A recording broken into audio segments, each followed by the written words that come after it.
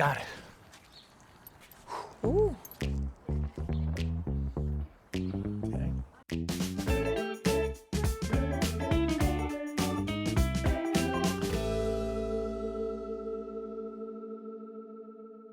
These are prey animals, so they're always worried about their safety. They're checking out their horizon. They have almost 360 degrees of vision through these eyes, and they're worried about where's the lion, where's the lion, where's the lion. And what I mean by that, in their blueprint, their biological evolutionary blueprint, they're always worried about, I'm prey, so where's the predator? So they'll check out their horizon. That's why stalls are left open on the top. If you close those too much, a horse will get very agitated. So they want to be able to see their environment. They want to be able to scout it out. They want to be able to see if they need to flee or not. And he's like thinking, hey, let's get started. So listen, can I work with you today? I'd like to ask. He's ready. It's good to ask. Is it okay to get started? Absolutely. Okay, nice to see you, Jersey. So Jersey, we're going to start, even though he has some rear end issues, of course, we're going to start right up here at the neck. And let's see if I can keep you in the shade, but I'm going to feel the neck first. There's a really big spot here at C4 on the left. I might start there because it's a little easier. And so I'm going to be on his left mid-neck. I'm going to see if I can make an adjustment on it, okay? So let's get started. He's got 7 bones in his neck. Almost every mammal has 7 bones in their neck. Humans, giraffes, even little teacup dogs. Horses have 7 bones in their neck. Sloths and manatees don't, but everybody else has 7 in their neck. Horses have 18 bones in their back and 18 in the thoracic back, and then 6 in the lumbars. I want to adjust this spot right here. And Kira, come touch this. You'll feel the muscle knot right here. Do you feel that tension spot? Yeah. And it's tense because the bone is a little rotated, and then the muscles connected to that will tense up and go into a little bit of a chronic spasm. I'm going to laterally, is it okay to get started? I want to adjust your C4, okay? Okay. He's falling asleep. He's getting tired already. Bring him this way just a little bit more. Got it. And he'll probably lick and chew perhaps.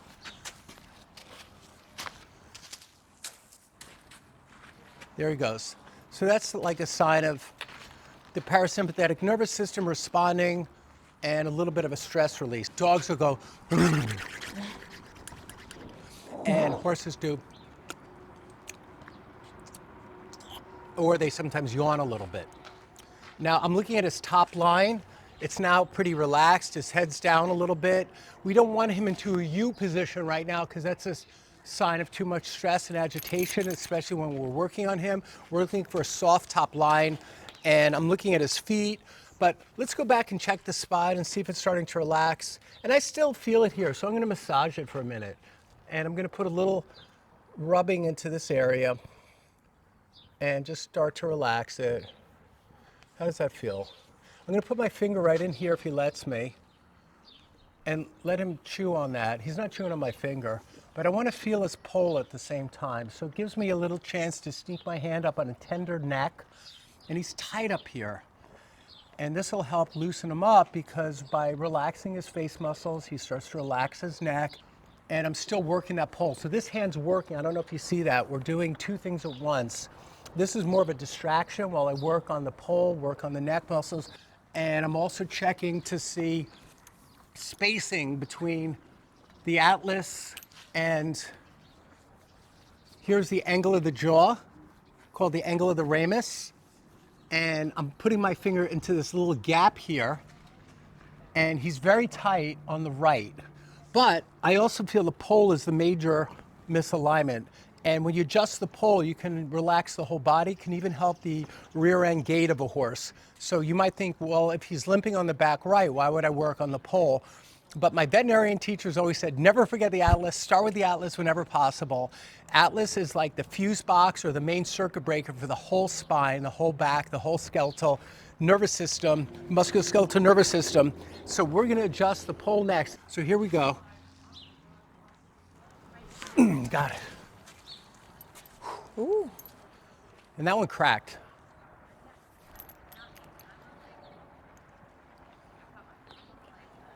He's chewing.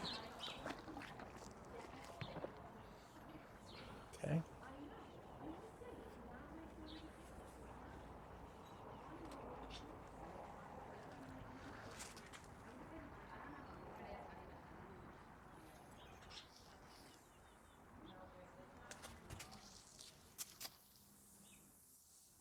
Okay, that's much more relaxed now. So it was spasming and kind of contracting under my hand.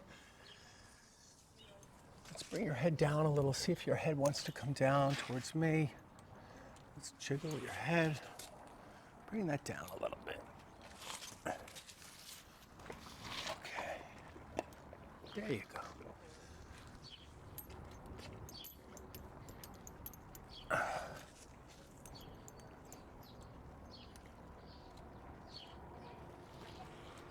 Down a little bit. There you go. Down. Down. Let's bring it up now.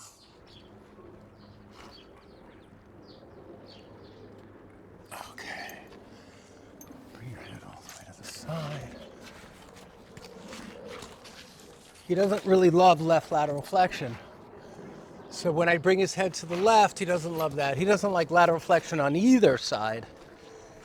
So I'm going to come into, we call this the uglies area, but I'm down here at C7, T1. I'm going to get my fingertips under his scapula and in towards the lower bones in the neck. This is kind of tricky to get my hand in there because I got to bury my hand in here. Once I laterally flex it, my hand will disappear inside there a little bit. So here it goes. It disappears inside. Got that one. And I felt it go clunk. I might do both sides on that one because I just want to loosen his neck up. His neck is tight. I'm going to drag him this way again. Is that okay? Yep.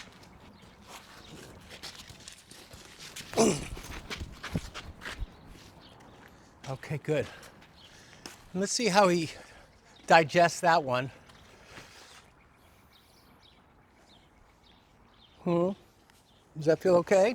Feels good. Look, his head comes a little better. He needs work. I mean, he's older, and he's had a hell of a life, right? Yeah. Yeah. So you got him from basically a kill pen, right? We got him from a kill pen when he was young. So he's a standard bred. So he was bred for racing initially. And like the carriage type racing. Yeah. And so he did hit the track. I think he was on the track for several years. Then we don't know what happened. I guess he wasn't as successful as they had hoped. So he ended up being, sold off to Amish. He spent some time in Amish country. We don't know if that's kind of when he sustained his back end injuries, whether it was pulling carts, at that point for the Amish or prior to that. But ultimately, yeah, he ended up in a kill pen. He was in a kill pen for over a month. Completely emaciated when we had to pull him out of the kill pen because they don't really have access to much food and water. You're in a tight space with 50 other horses. Yeah, and they're very stressed out. Very stressed out. And they nip and bite each other. Yeah, so Jersey and Spartan both came from the same kill pen, but Spartan was only there for about a little bit over a week or so. Jersey was there for over a month. He was. And they're emaciated then. Emaciated, like several 100 pounds underweight. Yeah. So he was skin and bone when we got him. So there's a spot here that I want to adjust next. So I'm going to do, it's kind of a fast adjustment. Didn't get it. There we go. Did you hear a click? Yeah. And I see his reaction too. Yeah. Now, if I pick up his leg, is he very unstable then? A bit. Okay. A bit. And it depends on the day, like which leg is, May I have this? Thank you.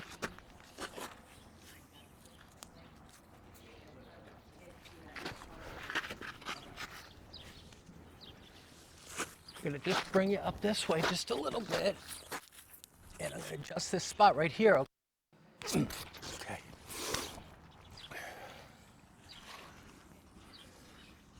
I don't want to have his leg up for a long time because he's unstable anyway. He doesn't have great balance.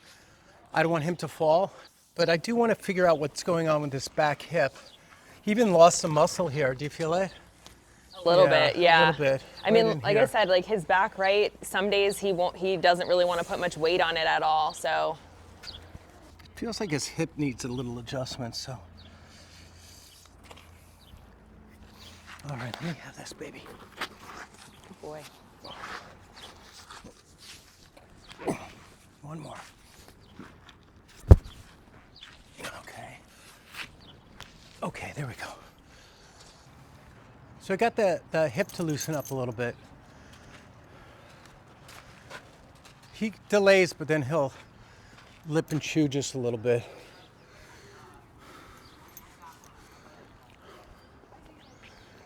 Okay.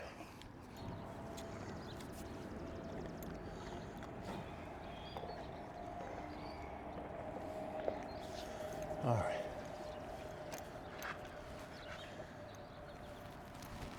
There we go. Just did the jaw. All right. I definitely have to get this lumbar also, so I'm going to do that next. Okay. Jersey, take a breath.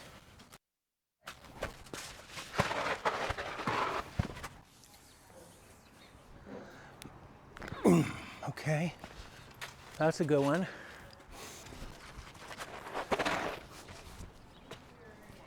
Here we go. L6. Not yet.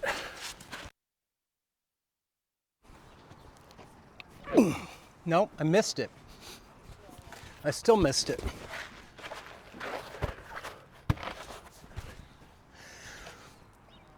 All right, that one I got. All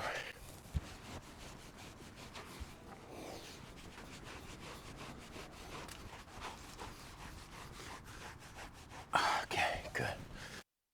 Check your ribs. Check the shoulder blade. Front left. Can I have this leg, please? Here we go. Thank you. There it goes. Crackle, crackle, crackle. Okay. There it goes.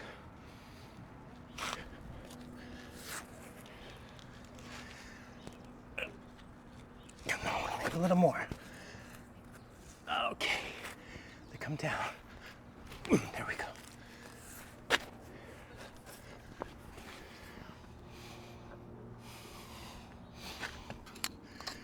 Got my little spine.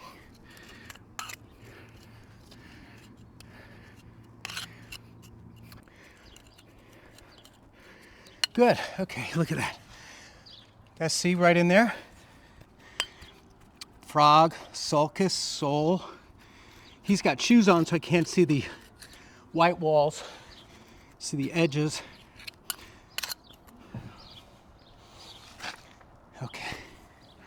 Let's just stretch you a little bit this way too.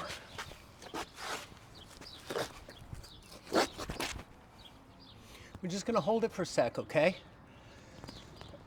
Okay. That's it. Whew.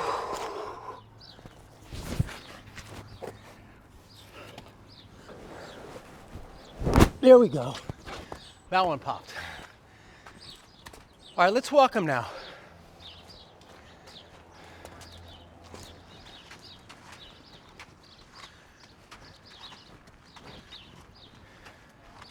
So he's still landing. I mean, I didn't fix his back leg, okay? I mean, I'm not gonna lie and tell you I fixed it, I didn't. He's not camped under like he was. Camped under is when, here, I'll try to show you like this. The back legs, instead of like nice and out, squared up, the back legs kind of get tucked under a little bit. They get camped under. And so now his leg line is a little more grounded and centered and not so camped under. He doesn't land squared up, do you see that? So he's choosing to land that way because he's uncomfortable with that back right hip. I spent some time on the back right hip, but I wanted to look at the ipsilateral side, the contrary front end. So we have back right, front left. That's why I spent a little time on the front left too, because that's getting a little wear and tear on this specific horse. doesn't always happen. He looks nice and relaxed now. I'm gonna walk him now so you could see his back end. Yeah. So you'll stand behind him, Danielle. Yep. And he's still limping, but I think his foot is landing more square now. Yeah. So Yeah, definitely. he's such a great guy. I love this horse so much. I know you Yeah. do. Yeah. So we love him. This is Jersey. All right, everybody, please leave Jersey a comment. And he's just such a nice guy. And but feel good for Jersey too, because Jersey literally was sentenced to death, and they were going to make him into meat for sometimes it's human consumption too. Do you know Yeah, that? sometimes. Yeah. Yeah, and he made it to this place. And how long has he been here, you think? Probably 2 to 3 years now. And he's retired here now, right? Yes. So some Yeah. horses might have the future of being adopted out if it works out for them. Others will stay here and live out their lives here in safety and being free and safe and having good health care, hopefully. I'm just a little part of it. They have a regular team of veterinarians that work Yeah. on a weekly basis with all these horses. I just come out occasionally as a volunteer. That's why I'm here today. Thank you so much. So I noticed that at least for a good solid 8 weeks that there's a huge improvement, specifically with Jersey. His is very, very obvious. His stride is so much better, and I can see when it's time for him to get an adjustment again.